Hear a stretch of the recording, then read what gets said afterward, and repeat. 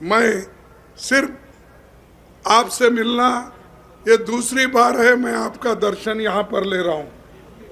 पहले एक बार आया था, उस वक्त मैं आपसे मिल के गया और इस बार कुछ मांगने के लिए मैं आया हूँ और मुझे आशा है आप कभी मुझे निराशा नहीं करेंगे, राहुल गांधी जी को भी निराशा नहीं करेंगे, सोनिया गांधी जी को भी निराशा नहीं करेंगे और यहाँ पर मंच पे बैठे हुए लीडर्स को भी आप निराश नहीं करेंगे, ऐसी मेरी आशा है। जय जोहार, जय छत्तीसगढ़ महतारी। आज सभी जहां जितने उत्साहित यहाँ पर लोग जो आए हैं इस रैली में, मैं आप सभी का धन्यवाद करता हूँ। क्यों इतनी कड़ी धूप में आपने जो हमारे कांग्रेस पार्टी के नेतृत्व में चलने वाली सभा में आए हैं। साथियों, यहाँ पर हमको इस चुनाव में जिताने का निर्णय लेना है। इससे पहले हमने चुनाव में सभी लोग आते थे, वोट मांगते थे और चले जाते थे, लेकिन ये चुनाव देश को एकता के साथ रखने का चुनाव है। ये चुनाव हमारे संविधान को बचाने का चुनाव है और ये चुनाव देश के लोकतंत्र को बचाने का चुनाव है। मैं इसलिए कह रहा हूं, मोदी जी और उनके चेले बार बार कहते हैं कि हमको 400 पार आंकड़े दे दो। कई के लिए? गरीबों के भलाई के लिए नहीं, शेड्यूल ट्राइब्स के लिए नहीं, पिछड़े हुए लोगों के लिए नहीं। जो भी तबका गरीब तबका है, चाहे वो ऊपर जाति के हो, नीचे जाति कोई भी हो, किसान हो, उनके हकूक को खत्म करने के लिए वो 400 पार की बात कर रहे हैं। उनके लोग हर जगह बात करते हैं। इस बार अगर हमको 2/3 मेजॉरिटी अगर आप देंगे, हम संविधान बदल के दिखाएंगे। ये बहुत से लोगों ने बार बार कहा, इस बार भी वही बात कर रहे हैं। परसों आरएसएस के मुखिया मोहन भागवत ने ये कहा कि हम संविधान बदलने वाले नहीं है, रिजर्वेशन खत्म करने वाले नहीं है, ये ऐसा ही चलते रहेगा। उन्होंने कहा, क्यों कहा? अगर आप बदलने की बात किसी जगह नहीं करते तो ये बात नहीं आती थी। ये बात हो रही इसलिए कि आपके एमपी लोग बात कर रहे, आपके एमएलए लोग बात कर रहे, आपके साधु संत तुम्हारे पीछे जो है वो बात कर रहे। सबसे ज्यादा हमारे जो देश के प्रधानमंत्री है, जो नाम ही जल्दी आता है, नरेंद्र मोदी जी, वो बार बार कहते हैं। कौन कहता है संविधान बदल रहा है? भाई तुम्हारे लोग ही कह रहे हैं, क्या वो मालूम नहीं होता तुमको? जब तुम्हारे लोग जोर जोर से बोलते हैं वो भी सुने नहीं आता। मैं कहूंगा ठीक है कि आप उनकी बात नहीं समझ, कम से कम गरीबों की बात तो सुनो। इतनी महंगाई बढ़ रही है, आप सुन रहे हैं उनकी बात को? हमारे जो नौजवान लोग हैं उनको आज नौकरी नहीं है, पढ़ लिख के वो दर दर भटक रहे हैं, उनकी क्या व्यवस्था की आपने? आपने तो सत्ता में आने के लिए पहले बोला कि कांग्रेस वालों के जमाने में बड़े बड़े लोग खूब पैसे कमाए और वो पैसे विदेश में रखा, वो काला धन मैं लाऊंगा और हर एक को 15-15 लाख दूंगा। दिया उसने? नहीं दिया। अरे प्रधानमंत्री नरेंद्र मोदी झूठ बोलते हैं, झूठ बोलते हैं? नहीं, आप बोलिए झूठ बोलते हैं। तो एक झूठ हो गया। उन्होंने ये भी कहा, मेरे युवकों, तुमको हर साल 2-2 करोड़ नौकरियां दूंगा। 10 साल में 20 करोड़ नौकरियां देनी थी, दिया उनने? नहीं दिया, वो भी नहीं मिला। भूपेश बघेल साहब, आप कुछ गड़बड़ कर लिए, उन्होंने दिया है, तुम नहीं दिए। मैं पूछ रहा हूं ना, वो खामोश है तो मैं क्या करूं? तो ये नहीं दिया। और उसने ये कहा, ये किसानों की धरती है बोल के हमारे जो स्पीकर साहब यहां बैठे, उन्होंने कहा कि ये किसानों की धरती है, लेकिन किसानों के लिए उन्होंने क्या कहा? किसानों के लिए उन्होंने कहा, मैं आपकी आमदनी दुगनी करूंगा। कहा कि नहीं? फिर आपको दुगनी हो गई आमदनी? नहीं, ये भी मोदी झूठ बोले। मोदी जी ये बोले, मैं जापान से पैसे लाके 1 लाख रुपए से एक बुलेट ट्रेन करूंगा। कहां पर? अहमदाबाद से लेकर बंबई तक। वो भी नहीं किया। ये भी झूठ है ना? ये झूठ है। कितने झूठ बोलते हो? झूठ पे झूठ बोलते हैं। इसीलिए मैं बोलता हूं मेरे दोस्तों, वो झूठों के सरदार है, वो झूठों के सरदार है। कभी गरीबों का पक्ष नहीं लेते, सिर्फ बात करते हैं। और यहां पर तो ऐसा हुआ है इस देश में, गरीबों को तो बात करते हैं बीजेपी, लेकिन आमदनी किसकी बढ़ाती है? अदानी और अंबानी की बढ़ाते हैं, किसी गरीब को नहीं देखते।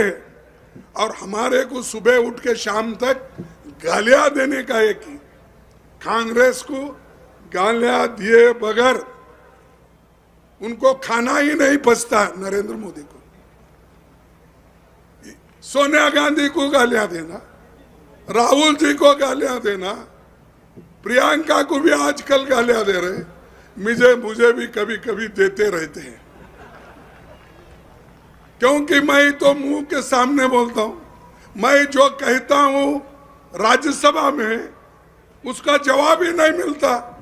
आमने सामने रहते हैं तो मेरे को वहां भी सवाल नहीं मिलता। लोगों के सामने, जनता के सामने मैं आके यहां बोलता हूं, इसका भी उन्होंने उत्तर नहीं देते, जवाब नहीं देते।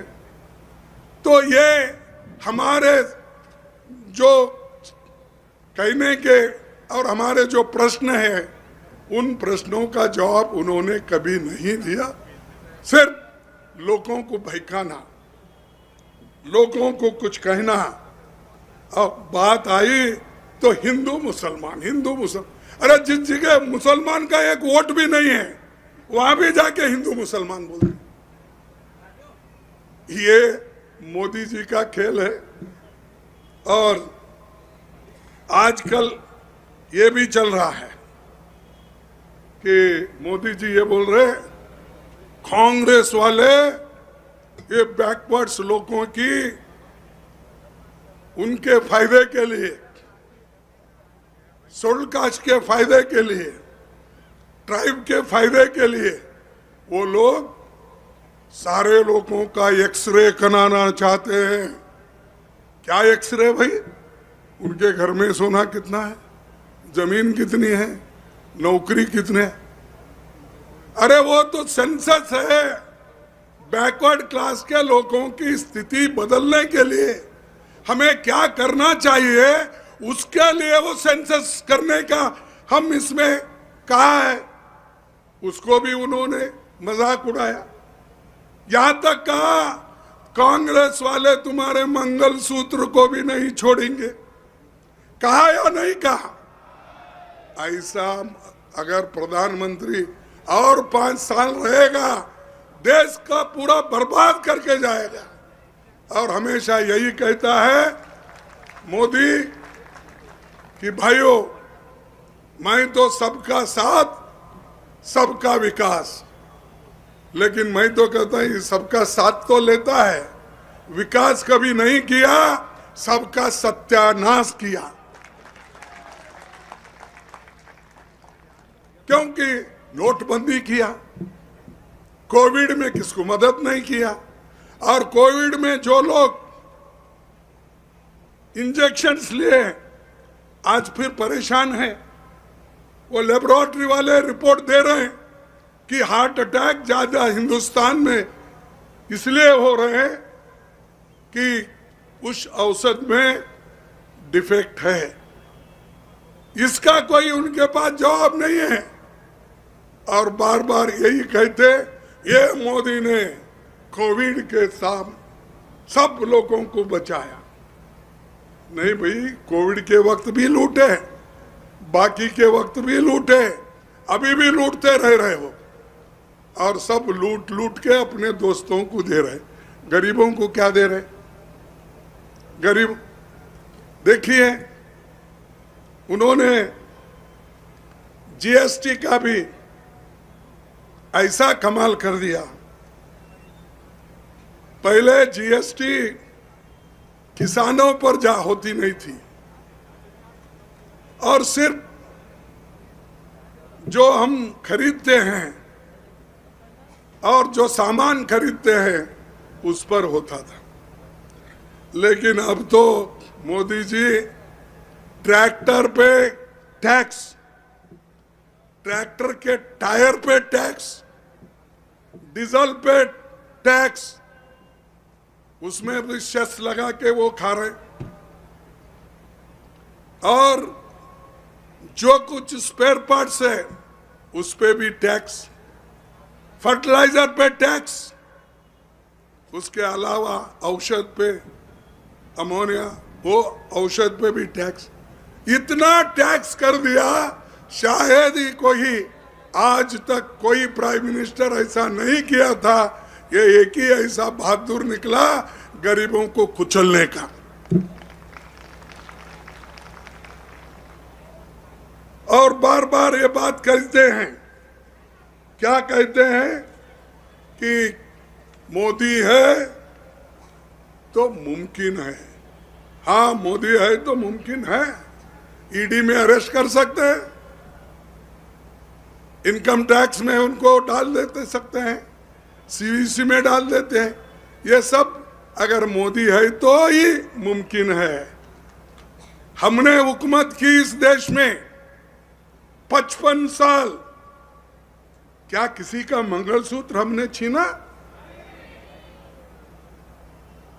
क्या किसी के जबरदस्ती टैक्स लगा के, ईडी और इनकम टैक्स को उपयोग करके लोगों को जेलों में डाला? तो भाई वो बीजेपी का अगर आपके पास आए घर घर तो आते नहीं, उनके पास बैठे जगह बटन होता है, दबाते रहते हैं। जब आएंगे तो पूछो जो काम हम 55 साल में गरीबों के लिए किए थे, आप क्या किए थे मुझे बोलो। ये पूछना चाहिए। हम जो किए नरेगा का काम और उनके दाम को बढ़ाने का, मजदूरी बढ़ाने का काम हमने वायदा किया है। 400 रुपए प्रतिदिन हम देंगे।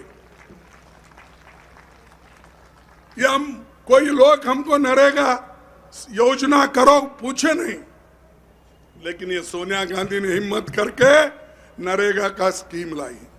तुम्हारा कौन सा ऐसा गरीबों के लिए है? एक फूड सिक्योरिटी को क्या बोलते हैं हिंदी में? खाद्य संरक्षण, हाँ सुरक्षण नहीं। और ये हमने लाया, कोई पूछा नहीं। सारे देश में किसी ने नहीं कहा। हमने ये नहीं बोला कि ये में हमारी गारंटी है बोल के नहीं बोले, लेकिन हम इस देश में रहने वाले गरीब लोग भूखे नहीं मरना, उनके बच्चे भूखे नहीं मरना, माँ बेटियां भूखे नहीं मरना, इसलिए हमने ये खाद्य सुरक्षा कानून लाए। आज करोड़ों लोगों को फायदा हो रहा है। और ये मोदी बोलते हैं 80 करोड़ लोगों को मैं मुफ्त दे रहा हूं, 5 केजी मुफ्त दे रहा। अरे हम तो 35 केजी देकर कई हमारे राज्यों में हमने मुफ्त बांटा। यहां पर भी कई स्कीम भूपेश बघेल ने, गहलोत ने, और इस फ्रंट लाइन में जितने हमारे मंत्री बैठे हैं, इन्होंने सभी मिलके इस छत्तीसगढ़ के लोगों को इतने स्कीम दिए, शायद हिंदुस्तान में कहीं भी नहीं। खुद मोदी अहमदाबाद में, गुजरात में नहीं दे सके, और दूसरे जगह तो क्या दिलाएंगे। और मोदी जी हमेशा मेरी 56 इंच की छाती है बोलते। अरे भाई मैं वो 56 इंच का लेके क्या करूं? लोगों का छोटा पेट है भरने का, उतना तो काम करो तुम। वो भी नहीं करते, और झूठ पे झूठ, झूठ पे झूठ बोलकर लोगों को आज फंसा रहे हैं। और हर जगह जाते हैं वो अकेले बात करते हैं, और किसी को, अपने ही पार्टी के लोगों को साथ नहीं रखते हो।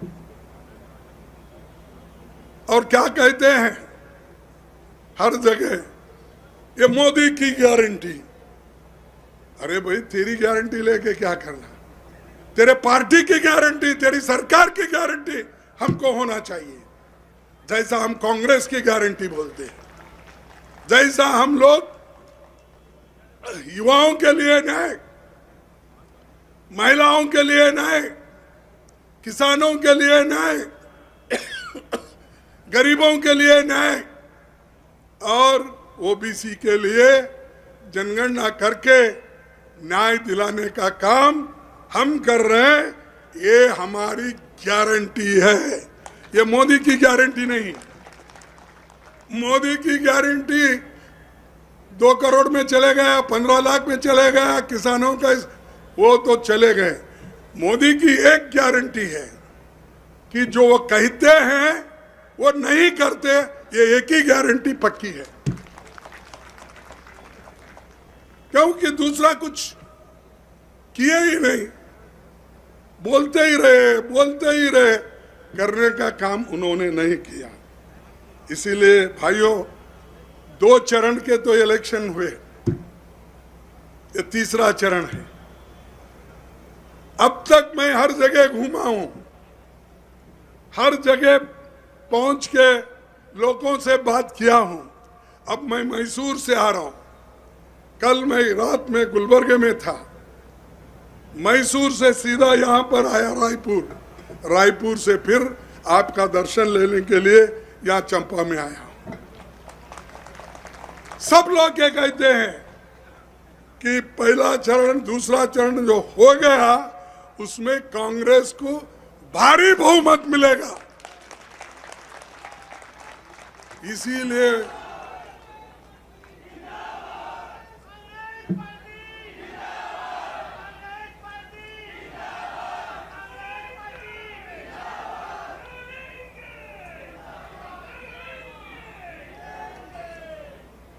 और मोदी साहब बहुत अब छटपटा रहे। क्योंकि दो इलेक्शन होने के बाद उनको ऐसा लग रहा है कि उनके पैर के नीचे जो जमीन है वो खिसक रही है। तो जब खिसक रही आदमी चिड़चिड़ा होता है, कभी हमको गालियां देता है, कभी मंगलसूत्र पे बोलता है, कभी मुगलों पे बोलता है, कभी मुसलमानों पे बोलता है, कभी मटन चिकन इस पे भी बोलता है। बोलता या नहीं? तो ऐसा प्राइम मिनिस्टर है। पंडित जवाहरलाल नेहरू से कंपेयर करते ऐसे लोगों को, इंदिरा गांधी जी से कंपेयर करते, लाल बहादुर शास्त्री से कंपेयर करते, राजीव गांधी जी से कंपेयर करते। अरे उनके मुकाबले में तुम कुछ भी नहीं हो, क्यों इतना बकते हो? उन्होंने देश के लिए तो ये कर दिया, बड़े बड़े कारखाने कर दिए, स्टील फैक्ट्रियां निकाले, कोयले की खान खोदवाए, डैम बनवाए, पब्लिक सेक्टर्स बना के उन्होंने दिया। तुम क्या बनाए भाई? तुम एक ही मोदी मोदी मोदी। और हाँ, करेक्ट तुम बोले, ये जुमले हैं उनके पास, ये जुमले। लेकिन जुमले को लेकर अगर आप चलेंगे, आपका पेट भी नहीं भरेगा, सर भी खराब हो जाएगा। इसीलिए दोस्तों मैं यही बोल रहा हूं, उनका अब क्या हो गया है कि कांग्रेस पार्टी आगे बढ़ रही है, हम मेजॉरिटी में आ रहे हैं, इसीलिए वो हमेशा मंगलसूत्र की, मुसलमानों की और ये सब आपके पास छीन लेके उनको दे रहे हैं। जिसके बच्चे ज्यादा है उनको, अरे हमेशा गरीबों के बच्चे ज्यादा ही होते हैं, सिर्फ मुसलमानों के होते हैं। अब मेरे को 5 बच्चे हैं, दूसरों का मालूम नहीं मुझे, मैं अकेला था। मेरे बाप ने बोला तू अकेला संतान मेरे लिए है, क्योंकि तेरी माँ मर गई, तेरी बहन मर गई, तेरे चाचा मर गए, मेरा घर पूरा उजाड़ दिया, क्योंकि वो घर जला दिया गया एक जमाने में। वो क्यों जलाया मैं नहीं बोलता, लेकिन जल गया, सब लोग मर गए, मैं एक बचा। मेरे पिताजी जो खेत में काम करते वो 2 ही बचे, तो इसलिए मेरे पिताजी हमेशा बोलते थे, बेटा तू एक ही है मेरे लिए संतान, अगर ऑपरेशन गलती से कर लिया मैं मर जाता हूं। बोले मेरा संतान ही खत्म होता, मैं जी रहा हूं तुम्हारा संतान देखने के लिए। तो गरीबों के पास तो संतान होते ना, पैसे नहीं होते हैं, लेकिन तुम मुसलमाना का नाम ही क्यों लेते हो? मुसलमान अपने जगह पे है, इस देश के ही है। तो मैं भाइयों आपको इनके गुमराह में मत आओ, देश बनाना है, सबको लेके बनाना है, इनके जैसे देश को तोड़ने का नहीं।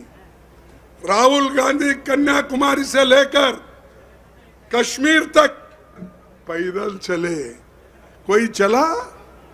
बीजेपी में चला कोई? भाषण देने में मशहूर है वो लोग। मणिपुर से महाराष्ट्र तक उन्होंने चला, बस से, पैदल से उन्होंने चला। आप चले कोई? आप बोले तो आप नहीं, बीजेपी वाले चले कोई नहीं। और भाषण तो ऐसा करते, ये रिसेंटली है, इधर की बात है।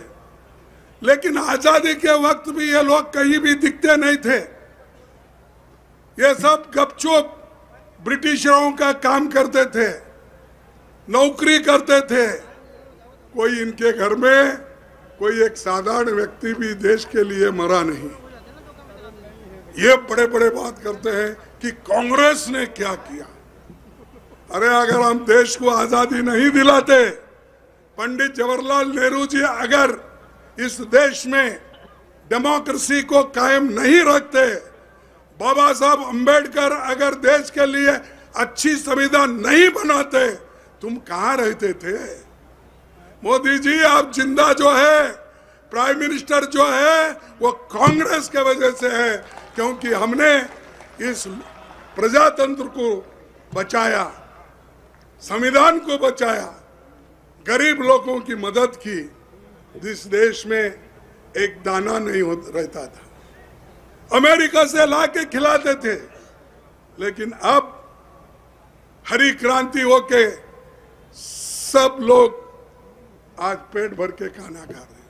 व्हाइट रेवोल्यूशन, सफेद रेवोल्यूशन लाके सबको दूध दे रहे।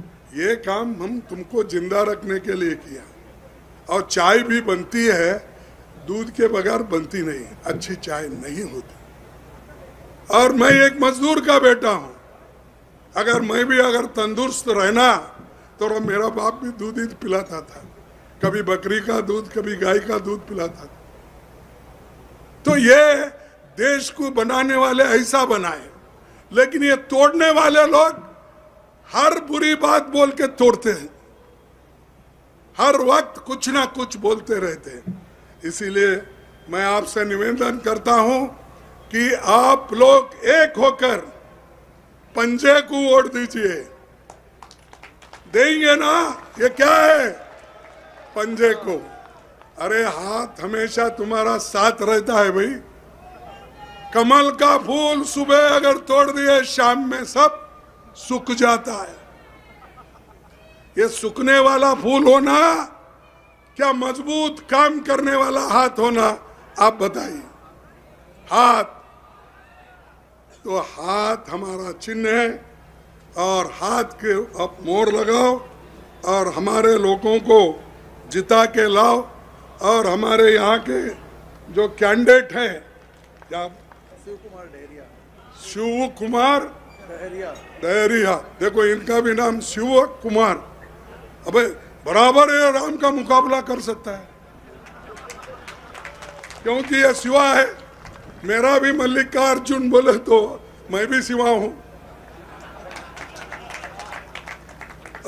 अष्टलिंग में मेरा एक लिंग है मल्लिकार्जुन के नाम से। तो ऐसे धार्मिक बातें करके लोगों को फंसाओ मत। लोग अब होशियार हो गए, पढ़े लिखे हो गए। सिर्फ हम लोग जंगल में ही नहीं रहते, हम लोग बाहर आ गए हैं। तुम्हारे जैसा एजुकेशन पाएंगे, तुम्हारी जैसी नौकरी करेंगे, तुम्हारा जैसा बिजनेस करेंगे और दुनिया को बताएंगे हम भी सशक्त हैं, हम भी लड़ सकते हैं, देश के लिए और कौम के लिए लड़ सकते, ये हम दिखाएंगे। तो भाइयों, मैं और ज्यादा नहीं बोलने जाता, तो मैं इतना ही कहूँगा कि अपने जितने भी गारंटी है वो गारंटी तो हमने बगैर पूछे पहले दिए, और आज भी वो गारंटीज हम आपको देने जा रहे हैं। मैं अभी आपसे कहा कि हमारी जो गारंटी है, पहली युवा न्याय, ये राहुल गांधी जी ने कहा कि पहली नौकरी पक्की, हर शिक्षित युवाओं को 1 लाख की अप्रेंटिसशिप का अधिकार देंगे। जितने भी नौजवान लोग यहाँ बैठे हैं उनके लिए ये युवा न्याय। दूसरा, भर्ती भरोसा, 30 लाख सरकारी नौकरियों को हम भर्ती करके रहेंगे। वो इसलिए नहीं कर रहे भर्ती क्योंकि वो नौकरी अगर भर्ती करे तो शेड्यूल कास्ट को मिलेगा, शेड्यूल ट्राइब्स को मिलेगा, बैकवर्ड्स को मिलेगा। इसीलिए वो रोक के रखे, रेलवे की नौकरी रोक के रखे, पोस्ट ऑफिस की नौकरी रोक के रखे, जितने भी खाली है स्कूलों में सब वो लोग टेम्पररी ले रहे, लेकिन परमानेंट नहीं कर रहे। और ये पेपर लीक हो रहे, मजदूरों को जो आज न्याय मिलना है वो नहीं दे रहे, तो इसलिए हम श्रमिक न्याय वो भी ला रहे। आज इसके अलावा नारी न्याय, नारी न्याय के लिए हर साल एक घर में जो एक बड़ी महिला रहती है, जो घर चलाने वाले, उसको 1 लाख रुपए हम सालाना देंगे। और तीसरी, हम सावित्रीबाई फुले हॉस्टल्स हम खोलेंगे, क्योंकि हमारे बच्चे बच्चियां वहां पर ठीक ढंग से पढ़ते नहीं। किसान न्याय, ये सही दाम, एमएसपी का, कर्ज मुक्ति का, बीमा भुगतान का, ये सब हम करेंगे। इसके लिए भी ये भी गारंटी हमारी किसान न्याय की गारंटी है। श्रमिक न्याय, ये जो मनरेगा में कम दाम मिलता है उसको हम 400 रुपए, मैं जब भी बोला था 400 रुपए हम करेंगे। शहरी रोजगार गारंटी, ये भी हम देंगे। और सामाजिक सुरक्षा और सुरक्षित रोजगार, ये भी हम करेंगे। और हिस्सेदारी न्याय, गिनती करो, सामाजिक व आर्थिक समानता को, हर व्यक्ति हर वर्ग की गिनती अगर हो गई तो उनको क्या सहूलतें देना चाहिए। जैसा कि जवाहरलाल नेहरू जी ने पंचवार्षिक योजनाएं बनाई, ये कई के लिए बनाई कि लोगों की आर्थिक परिस्थिति क्या है, सामाजिक परिस्थिति क्या है, शैक्षणिक परिस्थिति क्या है, इसीलिए उन्होंने पंचवार्षिक योजना निकाली। और ये बोल रहे हैं भाई ये क्यों गिनती करा रहे, हर एक घर में कांग्रेस वाले घुसना चाहते हैं, हर एक अलमारी खोलना चाहते हैं।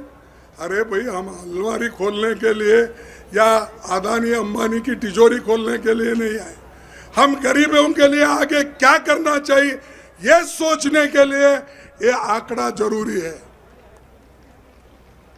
और आखिरी में यही कहूँगा कि हम जो जिस रास्ते पे चल रहे हैं वो नेक का रास्ता है, गरीबों के भलाई के लिए ये रास्ता है। इसीलिए आप सभी लोग एक होकर, एकजुट होकर काम करो, संविधान को बचाओ, लोकतंत्र को बचाओ। अगर बचाएंगे नहीं, सबसे ज्यादा खतरा आपको है, किसी लीडर को नहीं है।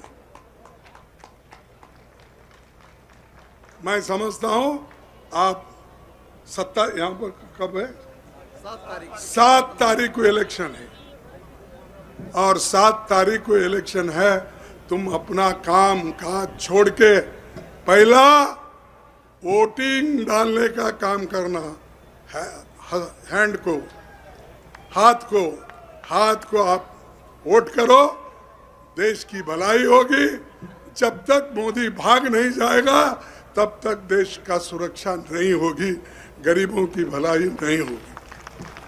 तो मैं अपनी बात को समाप्त करता हूं, मुझे जाना था, 10 मिनट फिर लेट हुआ। मैं 3 अपने आवाज देता हूं, तुम भी साथ में। एक है पहला,